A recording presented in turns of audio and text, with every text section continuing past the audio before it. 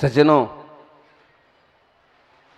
भगवान अभी मुनि दशा में विराजे हैं, दीक्षा उन्होंने स्वीकार की है, राज का प्रपंच छोड़ा है, वे आत्म ध्यान में लीन हैं। स्पर्श रस गंध वर्ण उन्हें किसी का भी आकर्षण नहीं रहा।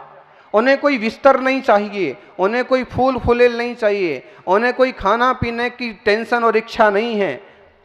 वे तो सहज आत्मानंद में लीन हैं। साधु बन के यदि आत्मा का आनंद नहीं हुआ, आत्मा की अनुभूति नहीं हुई, सच्चिदानंद घन का बोध ना हुआ, तो साधु बनना बेकार है। दुनिया को ठगने के लिए रूप धारण करना एकदम बेवकूफी है। ठगने का काम तो चोर बदमाश और चक्के भी कर लेते हैं, और एलू रूप लेकर के भी यही काम किया तो क्या किया। इसलिए साधुओं की बहुत बड़ी जिम्मेदारी है कि वे अपनी प्राचीन ऋषि मुनियों की परंपरा को ईमानदारी से, कठोरता के साथ लेके चलें, तभी भारतीय संस्कृति जिंदा रहेगी, सांस्कृतिक मूल्य जिंदा रहेंगे। सामान्य जनता की तरह लोभ लालच में पड़ गए, मठ मंदिरों के कब्जे में पड़ गए, तो हो गई साधना। इसलिए आत्मदृष्टि संपन्नता ही सच्चा मोक्ष मार्ग है। निश्चय नए से आत्मस्वरूप में डूबना ही मुनि दीक्षा है, और व्यवहार से बाह्य चारित्र का पालन करना मुनि दीक्षा है। वो आदिनाथ स्वामी ने स्वीकार की और ध्यान में बैठ गए। अरबों खरबों साल पुरानी बात है। हड़प्पा और मोहनजोदड़ो की खुदाई में जो सील निकली, एक मुद्रा निकली, और उस पर लोगों ने, वैज्ञानिकों ने, पुरातत्वविदों ने रिसर्च किया कि किसी योगी की मुद्रा है। फिर और कोई मुद्रा निकली तो ऋषभ की मुद्रा है। फिर और तो ये सिद्ध हो गया कि उस युग में सिंधु घाटी की सभ्यता में भी किसी दिगंबर पुरुष की पूजा होती थी, और अंततः वो आदिनाथ सिद्ध हुए। कुछ लोगों ने महादेव सिद्ध किया। बहुत प्राचीन परंपरा है। इसलिए हम कह रहे कि 6 माह का उपवास, उनकी आयु इतनी बड़ी थी कि उनको 6 माह का उपवास कोई खास बात नहीं थी। 6 माह का निर्जल उपवास, जिनने आचार्य सन्मति सागर जी गुरुदेव के दर्शन किए हैं, उनको पता होगा कि 1-1 माह की तो उपवास उनने भी किए हैं। यहां भी 30 साल पहले चतुर्मास हुआ था, और तब भी उनने यहां कठोर तपस्या की थी। 6 माह का उपवास लेके बैठे। 6 माह 7 माह 13 दिन तक वो विधि लेकर के भ्रमण करते रहे। अभी कुछ वो उस दिन साध्वी जी आई थी, श्वेतंबर संप्रदाय। तो जब मुनियों की चर्या देखी, साधना देखी, तो उनके मुंह से अकस्मात ही निकल पड़ा कि ऐसे ही भगवान महावीर स्वामी की चर्या होती होगी, साधना होती होगी। जब अभिग्रह लेके निकले, विधि लेके, कि अमुक जगह विधि मिले, ऐसा योग बने कि किसी के हाथ में श्रीफल हो, ऐसा योग बने कि किसी के हाथ में कलश हो, ऐसा कोई संयोग बने कि किसी के हाथ में फल हो, आम्र फल हो। अगर किसी ने सुंदर चौक बना रखा है, गांव के आखिरी छोर पर खड़ा है, चौराहे पर खड़ा है, अभिग्रह माने मेरी विधि, मेरा संकल्प, मैंने ऐसा कोई संकल्प लिया है कि मिले तो ही मैं भोजन करूं, नहीं तो नहीं करूं। कितनी स्वाधीनता और कितनी कठोरता। ऐसा होता है कि भोजन नहीं मिलता है। आचार्य सन्मति सागर जी महाराज ने दुर्ग चतुर्मास में 10 उपवास करने के बाद संकल्प लिया कि मिट्टी के कलश किसी के पास होगा, उसके घर आहार होगा। 10-12 उपवास के बाद सब लोगों ने सोने का कलश लिया, चांदी का कलश लिया। बहुत दिन बाद आचार्य महाराज आहार को आएंगे, तो अच्छी अच्छी विधि, एक से एक चौक बनाए, और सब अपने अपने घर के बाहर खड़े हो गए। हे स्वामी नमोस्तु नमोस्तु नमोस्तु, हमारे घर में आहार पानी सब शुद्ध है, हमारे यहां पधारो। नहीं, आहार ही नहीं हुआ, विधि नहीं मिली। 12 दिन हो गए, पानी भी नहीं पेट में गया। फिर 13वें दिन गए, शाम को तो नहीं जाना है, वो सुबह 1 ही घंटा होता है, 1.5 घंटा, उसमें विधि योग संयोग चर्या जो हो जाए सो हो जाए, बाकी ध्यान करो। प्रभु का भजन ही भोजन है हमारा।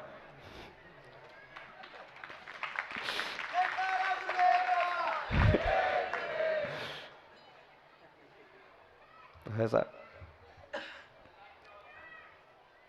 महाराज जी का अंतराय हो गया और कहने लगे भोजन नहीं हुआ, तो गुरु जी बोले अब भजन करो। अब तो गया 24 घंटा है। एक बार अगर आप नहीं जीते चुनाव तो 5 साल गया, और यहां एक बार योग बना नहीं बना तो 24 घंटा गया। और जानते हो पानी की प्यास किसे बोलते हैं? करके देखो कभी। फिर भी धैर्य, साहस और निर्मलता। तो आचार्य महाराज को फिर जब 13वें दिन निकले तो लोगों ने कहा कि महाराज जी जिधर जाते हैं उधर जाने दो, सब लोग मत बताओ कि इधर जाओ इधर जाओ। महाराज जी की जो इच्छा है, जितनी दूर जाते जहां जाते उनको जाने दो। अभी तक ये चल रहा था कि अध्यक्ष का मकान इधर है, विधायक का मकान इधर है, और सेठ जी इधर है, तो इधर इधर, महाराज जी इधर इधर। और उस दिन फिर सबने कहा कि कुछ छेड़छाड़ मत करो, आज विधि मिलना चाहिए, जो हो जैसे हो मिलना चाहिए। और आचार्य महाराज फिर सब तरफ घूमे, और फिर वैसे ही तब किसी ने कहा कि महाराज जी इस तरफ गांव के आखिरी छोर पर भी एक चौका है। उन्होंने उधर भी चले, उधर गए तो एक झोपड़ी थी, और एक बूढ़ी मां अपनी बहू के साथ मिट्टी का कलश लेकर के खड़ी हुई थी। विधि मिल गई, और बस केले की रोटी, कच्चे केले की टिकिया और पानी। उस समय दूध लेते थे, हो गया आहार। लोग कल्पना नहीं कर सकते, सब सोच रहे होंगे कि अध्यक्ष के यहां जाएंगे इतनी बड़ी तपस्या के बाद। तो हमारी विधि विधि होती है, उसमें अगर हम कुछ ऊंचा नीचा करते हैं तो दंड मिलता है, एक तरह का भोगना पड़ता है। हम कभी लोगों की बात मान जाते हैं ना, उनने कहा ऐसा ऐसा कर लो, नहीं महाराज, लोग रोने लगते हैं। कल हमारा ऐसा योग था कि हमें वापस आ जाना चाहिए, लेकिन सब रोने लगे कि चींटी मर गई, मक्खी मर गई, तो हमारी क्या गलती है, और आप फिर कब आओगे, और कैसे क्या होगा, और कितनी दूर तो आप आए हैं, और सब दरवाजा घेर करके बंद कर लिया। तो फिर सब रोना देख करके ना भी अभी अपना चित्त पिघल जाता है। अभी इतने पक्के नहीं है कि तुम रोते रहो और हम चल दें। तो फिर हम रुक तो गए, फिर कुछ त्याग करके दूसरी वस्तु लेकर के आहार भी किया, लेकिन हमारे साथ जो साधु थे, माता जी थे, उनका पूरा अंतराय हो गया। माने उनको सिर्फ पानी लेना हुआ, और बाद में उनको इतना बड़ा बाल आ गया। तुरंत हमको लगा कि देखो अपनी विधि में इतनी कमी छोड़ने का परिणाम। तो ये तो देखो ज्ञानी जिन शासन है बड़ा गंभीर है, बड़ा उदार है, बड़ा महान है। चर्या क्रिया विधि लोक दुनिया के लिए आदर्श है। एक मुनि जब सड़क पर यूं निकलता है तो लोग पूछते हैं कहाँ जा रहे हैं, क्या करने को जा रहे हैं? महाराष्ट्र की बात है, जब यूं निकले तो एक छोटे बच्चे ने माँ के पूछा, माँ कौन है, कौन आहे? माँ बोली ऐकावाल, धरतीचे भगवान आहे, चालता फरता भगवान आहे, ये चलते फिरते भगवान है। वो छोटा बच्चा सुन करके, मराठा लोग, मराठी भाषा, बड़ा जो नहीं समझते वो नहीं समझते हैं, और जो समझते हैं उनके लिए तो ये मुनि ना चलते फिरते भगवान है। लोगों की आस्था बड़ी गंभीर है, गहरी है। कई बार तो हम ही घेर लेते हैं कि हमारे महाराज, लेकिन हम जब पाटीदारों के गांव में जाते हैं आदिवासी बस्तियों में जाते हैं और उनका प्रेम देखो आप।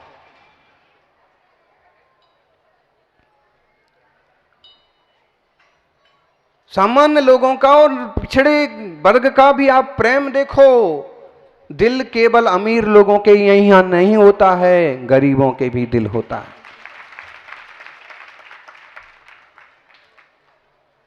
हमें तो भगवान की चर्चा करना है, लेकिन विषय निकल रहा है तो एक उदाहरण हम आपको देंगे। कर्नाटक बाहुबली के दर्शन के लिए हम लोग पांव पांव चलते ही जा रहे थे कि एक जगह सूर्य अस्त होने को आया। बेलगांव के 2-3 लड़के साथ में थे, तो उनने कहा कि महाराज जी कुछ भी बस्ती आगे पीछे नहीं है। तो हमने कहा जंगल तो है ना, जंगल में ही तो आदिनाथ महावीर साधना करते थे, और कभी दिन जिंदगी में 2-4 दिन, साल में महीने 15 दिन मौका आ गया तो तकलीफ की क्या बात। नहीं नहीं, हम जानते नहीं कि कर्नाटक में कौन कैसा एरिया है और कैसे लोग हैं, तुम फिक्र मत करो। फिर उनमें से एक लड़का दौड़ के गया, एक झोपड़ी दिखी 100 मीटर अंदर खेत में। वहाँ एक बूढ़ी माँ, बेलगांव का वक्त था इसलिए कन्नड़ आती थी, उसने कन्नड़ में बात की। माँ बोली कि बाहुबली, वहां मुनि महाराज के लिए बाहुबली बोलते, वो बाहुबली भगवान प्रसिद्ध हैं, तो उनको देख के। और कुछ क्षेत्र ऐसे हैं जहां मुनि महाराज के लिए नेमनाथ बोलते हैं, जूनागढ़ तरफ बोलो या फिर मथुरा तरफ बोलो, क्योंकि वो नेमिनाथ वहां फेमस हुई, कृष्ण जी के चचेरे भाई। तो जो अभी और अब देखना, अब बोलते हैं गांव में से मुनि निकलते हैं तो तरुण सागर बोलते क्योंकि अब उन्होंने एक आम जनता के बीच में एक स्थान बनाया, तो लोग कोई भी मुनि को देखते हैं तो ऐसे ही लगता है। समझदार होंगे तो कहते हैं कि वैसे ही हैं, और उतना नहीं समझते होंगे तो नाम ही लेंगे सीधा। तो बूढ़ी माँ ने कहा कि भगवान हैं, उनको लाओ, हमारे यहाँ ही रुकाओ। तो हम चले गए, अंधेरा घिर आया, हम खड़े हो गए, लेकिन हमने मौन तो ले लिया अंधेरा हो जाने से। फिर भी पूछा कि आप कहाँ सोएंगी बूढ़ी माँ को। तो बूढ़ी माँ कहती है कि मेरा एक और झोपड़ी है पीछे। हमने देखा पीछे कोई झोपड़ी नहीं है। हमने कहा कि पीछे तो कुछ नहीं दिख रहा। उसने कहा वो पेड़ के पीछे। वाह, 1-2 पेड़ दिख रहे थे, हो सकता है कुछ होगा अंधेरे में, झुरमुट में।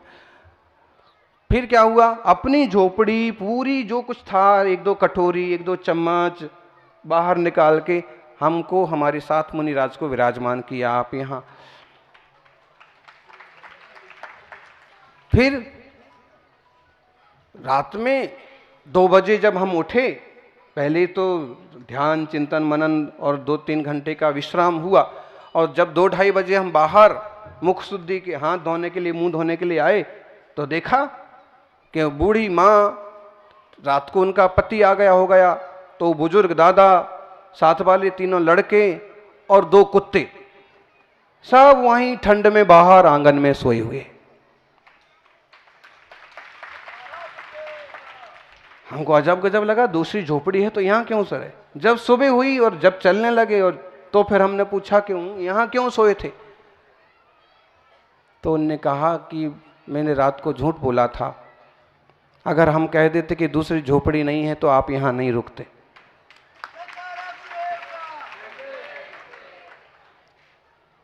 हम गरीब लोग हैं, हमारे पास एक ही झोपड़ी है, लेकिन आपके चरण पड़े हमारे लिए, इससे बड़ा पुण्य और सौभाग्य कुछ नहीं। लोगों की भावनाओं बहुत गजब की होती हैं। आदिनाथ भी ऐसे ही साधक थे, वो भले सम्राट थे, लेकिन जब आहार के लिए निकले तो बस्ती बस्ती में गए, कहीं योग नहीं बना। फिर योग संयोग बना। हस्तिनापुर के राजा श्रेयांश, सोम राजा थे, उनके भाई थे श्रेयांश, और वो श्रेयांश महाराज पिछले जन्म में, पिछले 10 जन्म पहले, ये आदिनाथ भगवान जब वज्र जंग थे तब वो श्रीमती स्त्री की पर्याय में थे, और तब का वो पुनर्जन्म का संबंध 10 भाव पहले का याद आया कि उस समय हमने जंगल में 2 मुनियों को आहार दिया था, ये पधारे हैं तो इनका भी कुछ ऐसा ही योग लगता है। और फिर उन्होंने कच्चे घड़े से उनका पड़गाहन किया। ईख के, गन्ने के पौधे लेकर के पड़गाहन किया और फिर इक्षु रस का आहार आदिनाथ भगवान का संपन्न। आदिनाथ का पंच कल्याणक है। इक्षु रस का किया पारणा, आखा तीज महान, जय जय आदिनाथ भगवान, जय जय। इक्षु रस सबसे प्राचीन पुरातन रस कौन सा है अपने देश का? गन्ना, पुरानी खेती गन्ना, रस इक्षु रस। इसलिए मैंगो फ्रूटी और दुनिया भर की चाटने की बजाय इक्षु रस से बढ़िया कोई दूसरा रस। आचार्य महाराज जब केवल 3 चीज लेते थे जीवन के 12वें आखिरी 12वें साल में, 10 साल आखिरी 10 साल में तो उनने केवल छाछ और पानी लिया, लेकिन उसके 1 साल पहले वो 3 चीज लेते थे, गन्ने का रस, पानी और मट्ठा। इससे ही समझ लो कि कितना मूल्यवान हो सकता, कितना पावरफुल होगा। तो गन्ने का रस का उनका पारणा हुआ। राजा श्रेयांश ने उनके चरण पखारे, सौम ने उन पड़गाहन किया और भगवान ने जब आहार किया तो भगवान ने एक दिन, वो मुनिराज हैं, अपन तो भगवान बोल रहे हैं, उस समय मुनिराज हैं, जब मुनिराज भगवान आदिनाथ का आहार हुआ तो देखो तो गजब की बात है। हम आप ना, हम तो खैर 24 घंटे में एक बार ही चर्या करते हैं, लेकिन आप 24 घंटे में 48 बार भी चर्या कर लो, कोई भरोसा नहीं, जब मिल गया लाओ। और जिसमें जिनको समझ नहीं है वो तो कभी गुटखा मुंह में डाल रहे, कभी तम्बाकू डाल रहे, कभी बीड़ी डाल रहे, कभी ऐसे इसको बिल्कुल जैसे बना दिया है तो कचरे का डिब्बा। थोड़ा शांति रखो, पेट पेट है, आते आते हैं, गुर्दे गुर्दे हैं, बॉडी का तो ख्याल रखो। दिन में 2 बार भोजन हो गया, बहुत हो गया।